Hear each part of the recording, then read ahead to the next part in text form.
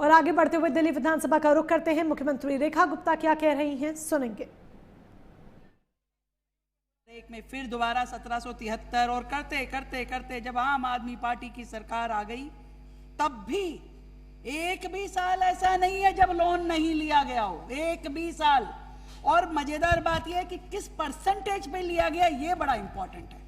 हमेशा इतनी अधिक परसेंटेज पे उन्होंने लोन उठाया, रेट ऑफ इंटरेस्ट जो था, जिसको आज तक ये सरकार चुका रही है। मैं बताना चाहूंगी विशेष रूप से 2019-20 में 450 करोड़ का लोन उन्होंने लगभग 9% पे लिया।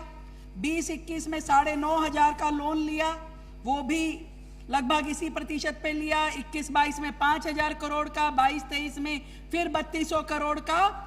और ये बिल्कुल सही फिगर कही कि इनके कार्यकाल में जो लोन था वो 47,000 करोड़ से भी ज्यादा का लोन हो गया था। 47,000 करोड़ का लोन वो सरकार पे छोड़ के गए हैं, उनके हाथ का लिया हुआ आके हमारी सरकार ने चुकाया, उसका ब्याज, उसका मूल। और आज की डेट में उनके लिए वे लोन का हिस्सा मैं बताना चाहती हूं, 27,547 करोड़ रुपए आज भी उनका लिया हुआ लोन सरकार के ऊपर खड़ा है। ये बात बताती हूं। बात यहीं खत्म हो जाती तो और बात थी। खाली लोन नहीं है, और भी बहुत कुछ है जो उनकी देनदारियां हम दे रहे हैं। जब वो कहते हैं ना 2,500 रुपए नहीं दिए, 2,500 रुपए नहीं दिए, तो मैं बताना चाहती हूं कि हम क्या क्या दे रहे हैं, जो आप दिल्ली की जनता के लिए छोड़ करके गए। ये गरीबी, ये देनदारियां, 3700 करोड़ रुपए एक्सप्रेस वे का। आपको मालूम है केंद्र की और राज्य की पार्टनरशिप होती है इन एक्सप्रेस वेज को बनाने के लिए, पर पिछली सरकार ने 1 रुपया भी उस मद में दिया नहीं, जबकि सब कुछ वो दिल्ली के लिए हो रहा था। Eastern peripheral ways, western peripheral ways, सब कुछ दिल्ली के लिए था कि दिल्ली को डीकंजस्ट किया जा सके। पर 3700 करोड़ रुपए उनके नाम के आज भी हमारी सरकार दे रही है। इस बजट में भी हमने इसका एक हिस्सा देने के लिए रखा है। मेट्रो चली तो बताइए जरा किसका फायदा हुआ?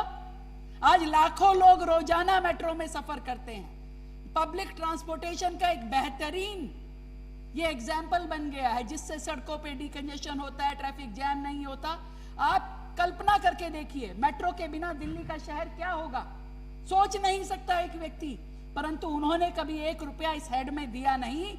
और कोर्ट ने जब कहा तो ग्रांट जो केंद्र सरकार से 958 करोड़ की हर साल मिलती थी, उस ग्रांट को केंद्र ने फिर अपने पास मेट्रो के हेड में रखना शुरू किया। परंतु दिल्ली की सरकार ने, उस समय की सरकार ने 1 रुपया नहीं दिया। आज भी 9,087 करोड़ रुपए उनके पेंडिंग थे फेज 1, 2 और 3 के, जिसमें से 2700 करोड़ रुपए हमने आने के बाद उनके हेड का चुकाया है। अस्पतालों की बात हो रही है, अस्पताल अधूरे छोड़ के भाग गए, पूरे नहीं किए। और अधूरे कोई 2025 में जब सरकार बदली तब के नहीं है, 4-4 साल से इन अस्पतालों का काम बंद पड़ा है। केवल उनकी मिसमैनेजमेंट, उनके भ्रष्टाचार के चलते, उनकी कोई प्लानिंग नहीं थी, कोई दूरदृष्टि नहीं थी। उन सारे अस्पतालों के हेड में आज भी 2,000 करोड़ से ऊपर की देनदारी दिल्ली सरकार के ऊपर चढ़ी हुई है। शिक्षा के क्षेत्र में सैकड़ों स्कूल अधूरे, कहीं कुछ काम बाकी है, कहीं कुछ है। और कई पूरी नई बिल्डिंग जो बननी शुरू हुई थी वो 7-7 साल से अधूरी पड़ी है। उसकी कॉस्ट 4-4 गुना हो गई। 20 करोड़ के स्कूल को 80 करोड़ में भी पूरा नहीं हो पा रहा। इतना भ्रष्टाचार किया। उस हेड में भी 1,000 करोड़ से ज्यादा की देनदारी आज भी सरकार पे चढ़ी हुई है।